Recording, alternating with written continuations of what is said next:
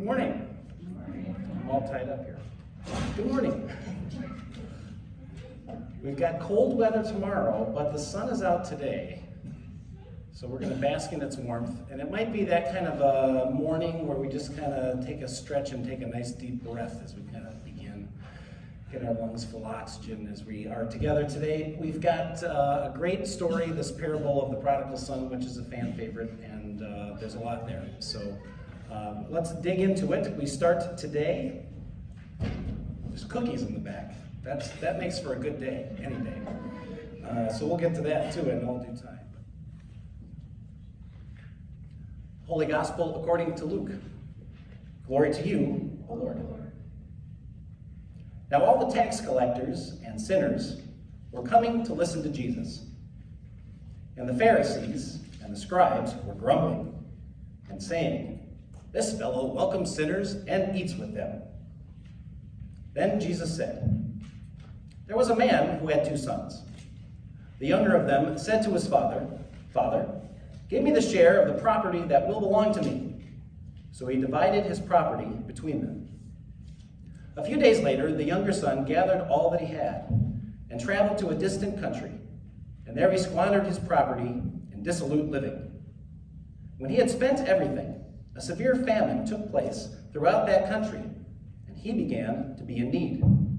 So he went and hired himself out to one of the citizens of that country, who sent him to his fields to feed the pigs.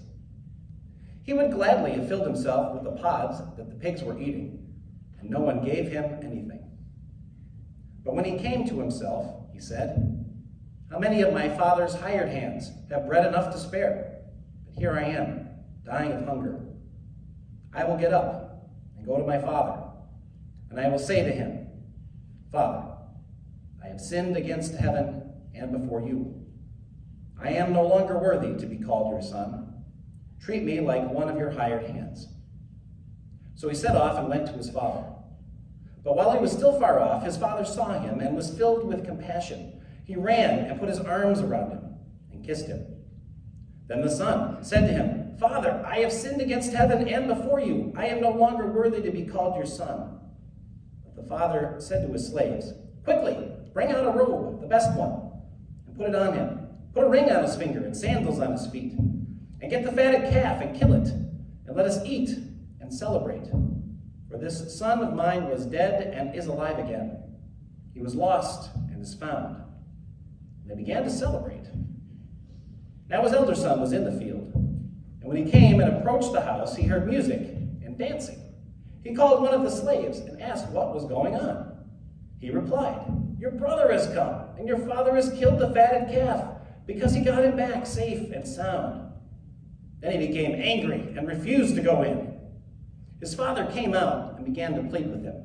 But he answered his father, 'Listen, for all these years I have been working like a slave for you, and I have never disobeyed your command. Yet you have never given me even a young goat, so I might celebrate with my friends. But when this son of yours came back, who has devoured your property with prostitutes, you killed the fatted calf for him.' Then the father said to him, 'Son, you are always with me, and all that is mine is yours. But we had to celebrate and rejoice, because this brother of yours was dead and has come back to life. He was lost and has been found.'" This is the gospel of the Lord.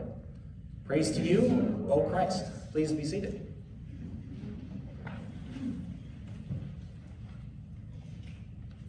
Well, grace to you and peace on this fine morning that we get to share together, and this beautiful passage from Luke's Gospel. I know it's one of my favorites. Maybe it's one of yours.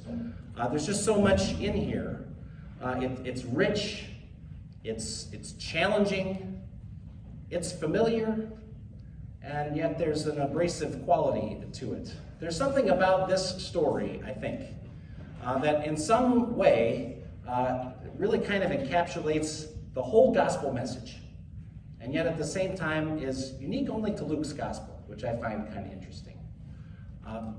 There's hardly anything we can really add to it. It's one of those stories that's so good, you want to just hear it and let it pour over you. And at the same time, what's really cool about this story is it doesn't really resolve. It's left in a cliffhanger for us to decide what to do next. When I work with my students, what I usually ask them when we're looking at pieces of scripture like this is just to say, okay, let's ask a few questions about it. The first question being, why do we have this story? Not what does it say or what's its moral or what are we supposed to do with it, but really why? Why do we keep telling this story? Why is Jesus telling this story? What is Luke doing in this story? Why is it told again and again, generation after generation, that we still find such deep meaning in it? So that's kind of question number one. Question number two is, where do you find yourself in this story? I can find myself in each of these three characters that Jesus describes. Maybe you can too. We'll explore that a little bit. And then the third question, which we usually jump to right away, is kind of the so what question. What are we supposed to do with it? How does it speak to us now, and where should we go? So let's just kind of dig into this beautiful little parable that Jesus tells. The first question I have for it is, so why, right? What is it about this story? The clue, I think, comes to us in the first couple of verses. If you look closely in your bulletin, the way it's referenced, there's two verses, and then it skips ahead a little bit, and then it jumps right to this story. Those first two verses give us the setting. Jesus is eating, and he's not eating with anybody.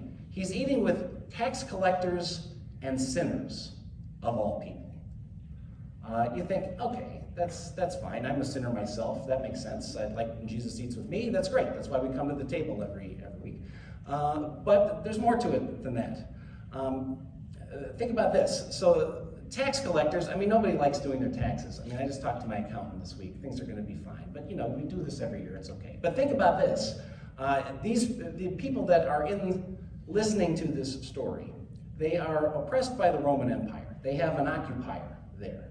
They understand themselves to be God's chosen people, to be a blessing out in the world. And here they are being dominated by somebody else. And that's also kind of the story of their history. And then you have people who are collecting taxes for that foreign power. It doesn't take much to think about those poor people in Ukraine. What if some of them were raising money for the Russian army? Right? You see exactly what the issue is here. Tax collectors are seen as traitors, right? They're not only helping out the other side, they're collaborating with them. They're actually against you. What's Jesus doing eating with them? And then sinners, of course, we kind of think of that in a more blanket kind of way, but the story itself kind of lets us in exactly who those sinners in particular are. One of my favorite lines in this entire story is he squanders his money on dissolute living, which later we find out from his older brother is he's hanging out with prostitutes. That's who Jesus is eating with. So we've got people who have sold out their country and people who have sold out themselves.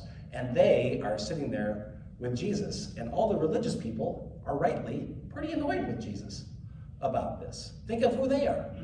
They're the Pharisees and the scribes who usually in the text don't get a lot of good press. But think about what their job is. They're the theologians and the pastors of their people, trying to raise people up as good, faithful, ethical, moral, upstanding people, right?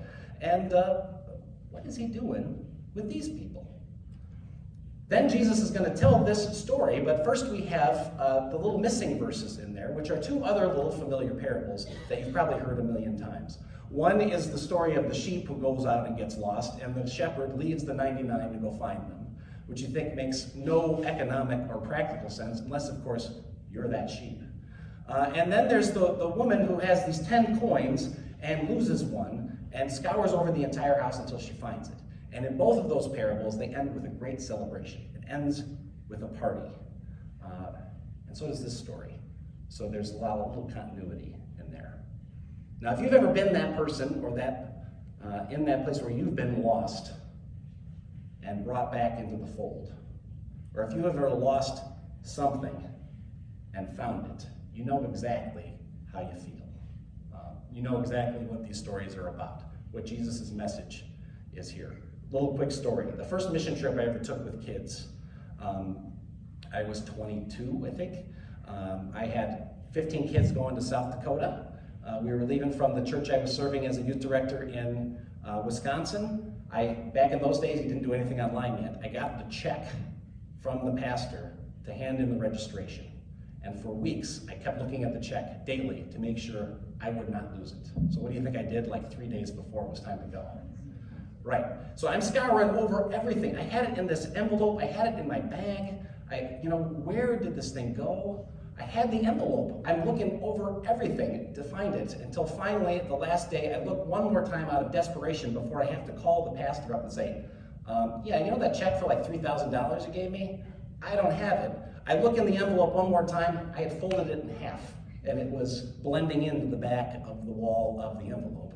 And you can imagine there was great celebration that night. This is what Jesus is talking about. That's what these stories are for. That's why he's telling them.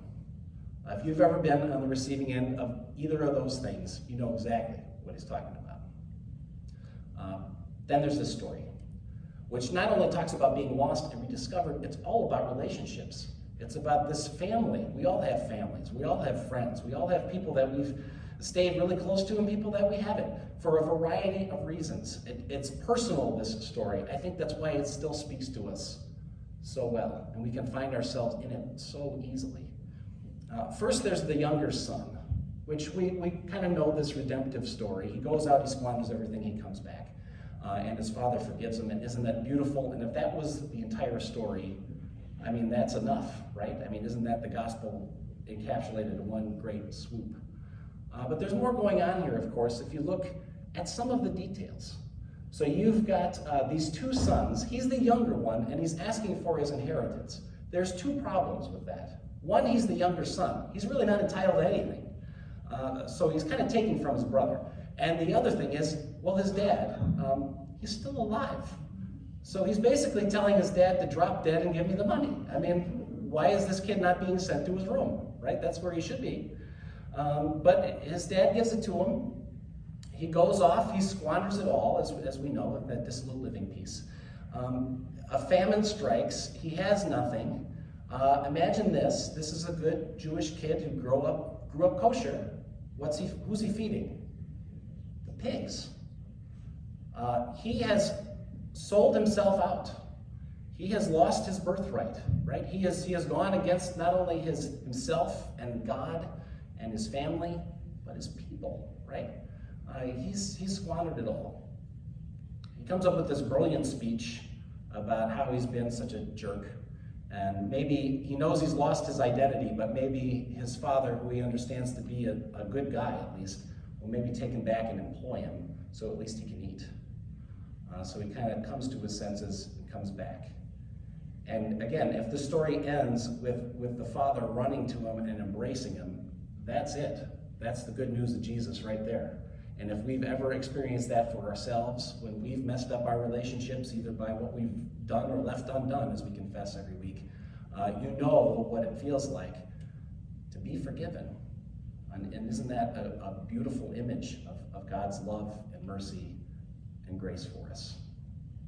But the story keeps going, doesn't it? It's also about this father, who many would interpret, and probably rightly, is kind of the God figure in this story.